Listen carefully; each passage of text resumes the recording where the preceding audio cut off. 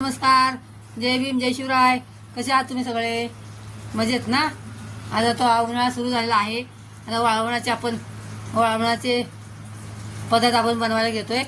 आज आपण मिक्स डाळीचे सांडगे बनवणार आहोत. तर त्यासाठी आपण काही एक वाटी मुगाची डाळ घेतलेली आहे. आता मटकीची डाळ घेतलेली आहे आपण, आणि एक छोटी वाटी मसूर डाळ घेतलेली आहे, आणि तेवढीच अर्धी वाटी उडदाची डाळ आपण घ्यायचे. अर्धी वाटी उडदाची डाळ घेतलेली आहे. आपण या चण्याची डाळ घेणार नाही, आपण त्यात थोडंसं चण्याचं पीठ टाकणार आहोत नंतर. आता या सगळ्या डाळी आहेत ना, स्वच्छ धुवून आहे ना, आपण या 4-5 तास भिजत ठेवायचे. मग आपली डाळ आहे ना 4-5 तास झाले, 2-3 तास झाले, 3 तास झाले आपण हे भिजवून ठेवली. आता ते आपण बारीक वाटून घ्यायचे. पाणी जास्त टाकायचं नाही, बिना पाण्याची वाटून घ्यायचं. मिक्सर डाळ आपण जास्ती वाटून घ्यायची. बघा, थोडी थोडी वाटून घ्यायची डाळ. खूप अशी बारीक नाही वाटायची, थोडीशी जाडी वाटायची. थोडीशी तो वाटून आलेलं आहे. आता आपण त्यामध्ये थोडंसं लसूण थोडं टाकायचं, आणि थोडंसं जिरं टाकायचं. थोडंसं जिरं टाकायचं चमच्यावर, आणि लाल मिरची पावडर टाकायची थोडीशी. आणि हे ना आपण वाटून घ्यायचं आहे. जिरा आणि मिरची वाटलेली आहे, मिरची पावडर, आणि त्यामध्ये ॲड केलेली आहे. आता चण्याचं पीठ घेतलं आपण, आणि त्यामध्ये आपण चवीपुरतं मीठ टाकायचं आहे. चवीपुरतं मीठ टाकायचं आपण, आणि छान थोडंसं घट्ट मळून घ्यायचं आहे. चण्याचं पीठ टाकायचं, 2-3 वाट्या टाकायचं आपण. त्यामुळे थोडंसं असं घट्ट झाले. गावी काय करतात, त्या सगळ्या डाळी आहेत ना दळून आणतात चक्कीवरून, आणि पीठ दळतात, आणि मग त्याच्यापासून ते सांडगे बनवतात. तर पाडायचे आपली पारंपरिक पद्धत. कोणी कोणी असं प्लास्टिकच्या पिशवीमध्ये छोटंसं होल काढून त्यात भरतात हे मिश्रण, आणि ते पाडतात सांडगे त्याचे. आपण आपल्या हातानेच सांडगे तयार करायचे. बघूया.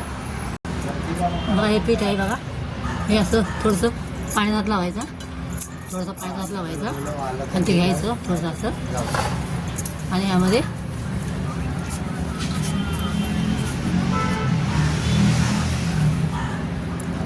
बघा असं थोडं हातावर थोडंसं घ्यायचं हातावरती, आणि असं थोडंसं छोटं सोडायचं. बघा, छोटं असं सोडायचं, असं हातामध्ये घ्यायचं, आणि छोटे सोडायचं असं. बघितलं ना? हे बघा, असं छोटे सोडायचं असं. हे बघा असं छोटं सोडायचं आपण सगळं, आणि उन्हामध्ये लावायचं. मग छोटे बनवून घेतले बघा, आणि ते भरतोय असंच. बघा, असे छोटे आपण पाडतोय. हे पण परत भरली. हे माझी मैत्रीण आहे शोभाताई, त्या पण आलेत मदत करायला मला.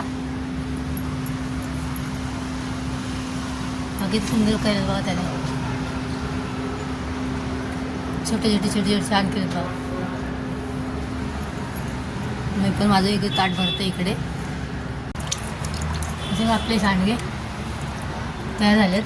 उन्हामध्ये इथे एक आहे, इकडे असं पट्ट्यामध्ये ऊन आलं आहे, म्हणून आम्ही असं ते इकडे उन्हामध्ये ठेवलं आहे. बघा, 2 ताटं इकडे उन्हामध्ये ठेवले, 2 ताटं बघा उन्हामध्ये ठेवले इकडे. बघा, हे आपण बनवून 8-10 तास होऊन गेले बघा, आणि असे बऱ्यापैकी सुकले जातात. तर ते असे हाताने असे हे करायचे, गोळा करायचे बघा. असं हाताने फक्त हे केलं ना तरी जमा होतात बघा, तरी असे गोळा होतात. आपण या ताटांना तेल वगैरे लावलं नाही आहे, का तर तेल लावलं ना की ते जास्त दिवस ठेवलं तर त्याचा वास येतो, म्हणून आपण ताटांना तेल वगैरे नाही लावत. आता हे आपण असे किती पण दिवस ठेवू शकता. अजून एकदा आपण थोडंसं ऊन देऊया. सांडगे बघा एकत्र करून आपण एका ताटामध्ये काढून ठेवलेत. अजून थोडंसं आजच्या पुढचं थोडंसं आपण त्याला ऊन देऊया, आणि म्हणजे चांगले कडक होते. आता पण सुकलेत एकदम, बघा आवाज येतोय, छान सुकलेत. कडक उन्हामध्ये सुकून बघा असे आपले सांडगे, मिसळ डाळीचे सांडगे तयार झालेले आहेत. जेव्हा पावसाळ्यामध्ये आपल्याला काहीच भाजीपाला वगैरे नसतो तेव्हा या सांडगे आपण वेळे गाळायला बनवतात. हे सुकं पण बनवतात, असं लवलवीत पण करतात. आणि असे याच्या बरणीमध्ये हे आपण भरून ठेवू शकता. तुम्हाला माझी रेसिपी आवडली असल्यास लाईक आणि शेअर करा. उन्हाळी वाळवण आहे ते, उन्हाळी वाळवण मिसळ डाळीचे असल्यामुळे पौष्टिक असे ती पौष्टिक झालेली असे. परत भेटूया एका नवीन रेसिपीचं. तोपर्यंत बाय. Thanks for watching. उन्हाळा आहे, भरपूर पाणी प्या, स्वतःची काळजी घ्या.